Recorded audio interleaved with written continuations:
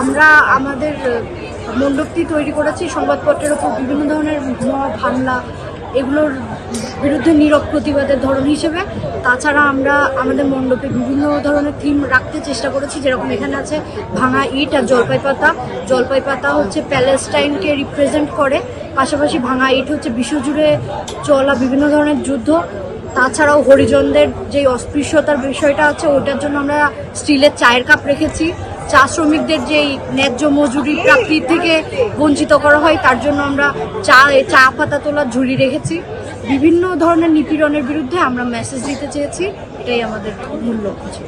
পূজা অর্চনা খুবই ভালো হয়েছে, এবারে ভিড় মনে হচ্ছে আগের বারের থেকে অনেক বেশি, অনেক উৎসবমুখর পরিবেশ, খুবই ভালো লাগছে।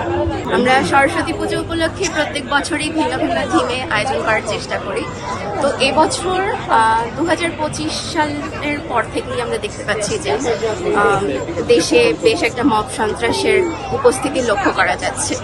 যে কোনো ঘটনাকে, তুচ্ছ ঘটনাকেই আমরা দেখতে পাচ্ছি যে বড় করে, এমনকি অনেক সময় দেখা যায় ওই ব্যক্তির কোনো দোষ ছিল না, এমনভাবে অনেককেই হেনস্থার শিকার হতে হয়েছে।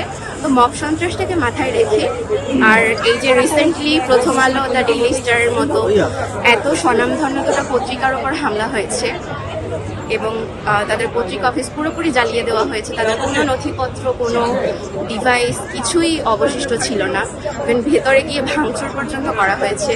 তারপর আপনারা দেখবেন যে ছায়ানটের মতো একটা সাংস্কৃতিক অঙ্গনে হামলা করা হয়েছে। এর প্রতিবাদে যখন আন্দোলন করা হলো সেখানেও এমনকি হামলা করা হয়েছে।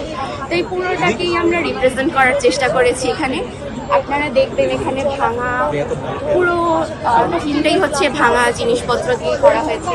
এখানে ভাঙা বাদ্যযন্ত্র আছে।